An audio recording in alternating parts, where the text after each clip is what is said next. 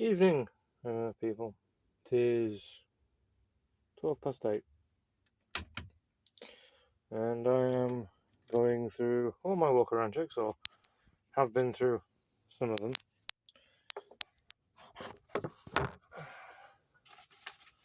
So,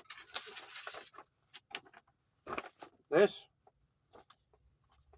and this form part of my walk around daily routine. Try to adjust the phone. Form part of me daily walk around routine. So, being as how it's Stobart's, you've got registration numbers that everyone looks at, and then you've got fleet numbers. So if you have a breakdown or you have a job log, you ring up your office or you ring up fleet, and the first thing they'll say is fleet number, please, and you've got to specify what your fleet number is. So I'm not going to tell you what my fleet number is, but say for example you've got 5238. So you'll recite 5238. It logs you and logs your vehicle with you. For training purposes, you can ring fleet and say, look, I'm in this vehicle, and it'll say, oh, you're not logged for that thing. And you can say, yep, I'm out mentoring, I'm out teaching. The driver's name is Joe Bloggs. Yeah, no problem at all. Got your name verified as trainer, instructor, mentor, whatever they class it as, depending on the run you're doing. And yeah, you can then specify everything else, because obviously you're training someone. If you are, I'm not today, but I have done it in the past. And they will help you out.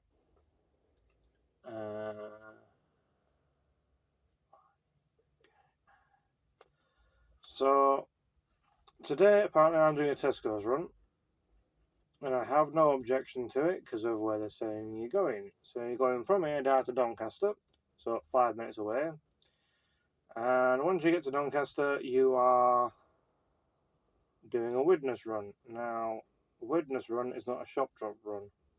A witness run is an RDC run. Yes. Right, so with this, these are all the checklist things that are on this piece of paper that I have to check off. So, all license disc. Is your O license verified with your unit? Is it up to date? Is it up to code? If it's not up to code, it is an instant defect and you cannot drive the truck. Unless they've got some sort of paper that says, here you go, here's your exemption for the day. No smoking holder sticker present. Yeah, normally most of them are present in most vehicles. 7 tag. So in the event you go over the Severn Bridge or any other toll bridge, your 7 tag covers you for that, bypasses everything else, so you don't have to pay for it. They've got one big bill for all tags present for that. Height indicator. Height indicator is a crucial one. So, in the event of trailers, because let's be honest, we're all Arctic drivers. All Arctic drivers have trailers. So in front of me, I can see 13.1, 15.3, 16.1.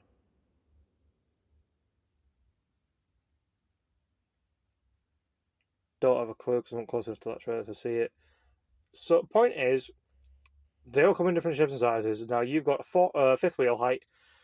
Now on these, it is 4.3, if memory serves. Most of them are 4.1 on things, but for some reason, Stobart's have a 4.3 fifth wheel height. So with certain Tesco trailers, you don't get an overall height added on like you would do with most of these trailers in here to make it easier for the new people. So if you've got a 4.3 unit, your trailer height will be, for a flat frame, straight frame, so here we go, one of them. That, granted it's a container, but it's a straight frame. I can't show you the rest of them because, yeah, I don't know whether I'm getting bother for it. But that's a straight frame as far as anyone's concerned, despite the fact of the container. Now, if it says 8.8, you've got 8.8 plus 4.3. And that gives you your overhaul trailer height. Obviously, people can do basic math. I'm not going to tell you what the answer is. That in the corner is my VTG and my trailer height. Your trailer height must be altered for every trailer you do. Now, I'm going to leave that on 16.1 because I'm by myself. I could leave it at 13.3 or 13.4, depending on how you're feeling. Because the overall height for your fifth wheel, your flat, when you are solo, is what would be normally considered. So with these, it's 13.1. So you can get up to 16.5, 16.6, and other height trailers. And the other height trailers are on what is known as an abnormal load. So you have escort vehicles and you'll have a planned route with services allocated to you to get you from Stockport up to Newcastle. Not that you'd want to do a run like that, because with those loads, some vehicles have got different power levels, so you're set to 40 miles an hour. Some vehicles you can go flat out and cruise down the road. All loads are different. Now, going down to Widnes, chances are we're taking a Decker. So with a Tesco's Decker, probably 16.3. So that might need altering, but it might not be. See when we get down there. But I digress. I've sort of gone slightly over things because of one little label on a timesheet. So height indicator, yes. Cowbell, otherwise known as an Anderson lead. If you've got a fridge, you've got a separate plug for your fridge which contains power from your unit to your trailer. So in the event that you are offloading cages, you can use the Anderson lead to power the fridge and give you light. So you can see where you're doing and everything else, because not all shops have lights in the loading bays. Interior exterior cleanliness. So is it clean in the inside of the truck and outside of the truck? Yeah, it's not bad. Horn, ABS, warning light, EBS check. So basically, do your brakes work? Does your horn work? Mirrors, glass wipers, and washers. So windscreen's clean, well, as clean as it can be considering I'm in a dust yard. Wing mirrors work, all functional, all clean, no damage. They're all fitted in place where they should be. Security of body, wings, and battery. So making sure that your body's not fragged to hell, it's not damaged, it's not got any other problems with it. Your battery's secured. In the Scanias that we drive, they are under the steps, I believe. If they're not under the steps, they're on the other side. But the point is, they're under metal cages, and you're not gonna get to it very easily without damaging yourself. Lights, indicators, and markers. So your lights, all your lights have to work on this one. They do. All your markers have to work. Your markers are the side repeater lights in question that holding you in place. Now, for markers, they are a legal requirement, because in the event that you have to get into bays, your marker lights between your trailer and your unit line up, helping you get onto the bay, depending on how bright your lights are. Diesel and AdBlue tanks full, yes. Everyone puts yes, even if they're not full, because at the end of the day, you can drive down to the nearest depot, refuel diesel. Everyone puts yes, regardless. Oil and coolant levels, yes. Mine are up high, as far as I know. You've got independent digital gauges, you've got manual gauges, you can check them both. Tyres, wheels, spray suppression. So, tyres have got tread, your wheels haven't got rust bleeds, they've not got any loose nuts, things like that. You can tell this just by looking at the wheel. If the thread's out, if the screw's out, something like that, it is a defect. You notify transport, they help you out, or they'll just say, don't drive it, get us another unit. Spray suppressions are your mud guards, making sure that they're on place, they're not loose, they're not defective, they're not broken, they're not shredded.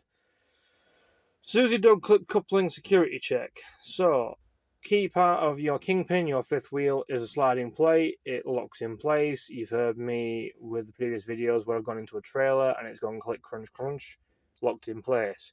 In the event that your blade clip doesn't move the way it should move, there's a problem. If it's fixed in place, not a problem.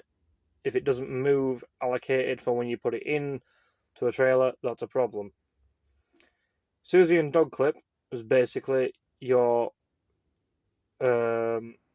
emergency service line, basically all your cables that go from the back end of your unit to the back end of a trailer, as I've shown in previous videos. They're all fine, not damaged, not nicked. You'll hear something, you'll see something if it isn't in place. And the dog clip is obviously what secures your fifth wheel in place.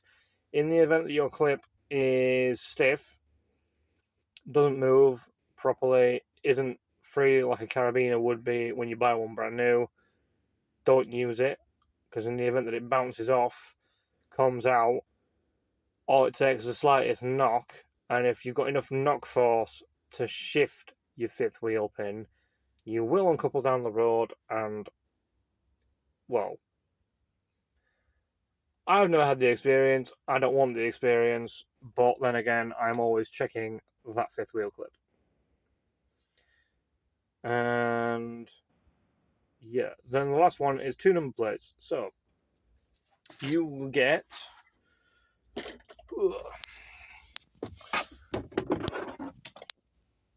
these things. I'm not going to show you what the registration is, but you've got 2 of these. You've got one for regular trailers, and you'll see them down the road with chains to them. They're your second type. Now, your plate, like that, I was just showing you, sticks inside the base of a metal plate back in, and it stays there, pretty much fixed and secured in position. You can have it flailing in the wind, it won't bother it, won't come off. And 2 chains attached to that, keep it in place. Look, I'm legal. This vehicle is certified legal. So, that's all your unit checks. And then I'm going to drive over to Doncaster, and if I can, I'll do another video in question relating to coupling up to one of theirs, depending on the run. If I've got a nice Widnes run, it'll be nice and easy. And I will possibly show you the split coupling like I tried doing beforehand with the other place down at Asda. Because I do Asda, Tesco's, Morrison's, and a couple of other contracts while I'm here. So, yeah. And actually on the back end of this sheet, so here's all the things in question on a tail lift that you can do. Interior body damage, trailer roof, interior exterior cleanliness, unit light indicators, markers, wheel light tautness, tension, tail lift operation condition, mudguard spray suppression, encrypted security device and TIR cables, tyres and tread condition. Is it a curtain, is it a pelmet, or is it a box? There is a difference between all 3 different types of trailer.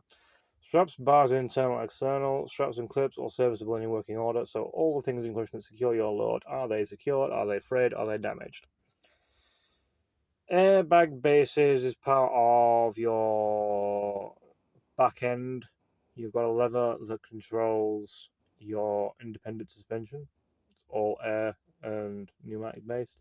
In the event you've got a problem with the handle, it won't come out properly, won't pressurize, won't do the normal function. You defect it because you can't use it. In the event that you get too much of a heavy load and it can't adjust, yeah, it gets transshipped. Shouldn't be used, but your warehouse people aren't going to know that until the driver comes around and defects it. I have defected one in the last 3 weeks. Landing legs, so all the trailers, as you've seen, they're stood up. Those black things are legs. Wind them up, wind them down. Do not be an idiot and keep them wound up when you put your brake on and do everything else. You can pull forward, because your legs aren't down, your trailer's going to hit the deck, which is a problem for you, and it can be a result of your job. So, what else we got? Internal part brake, top gate, double decker only. So your top gates on your decker should be fixed in place. Shouldn't be moving, shouldn't do anything else. Not that I know of. Fridge conditions. So does your fridge work? Is it operational? Is it the way it should be? And temperatures on the fridges allocated.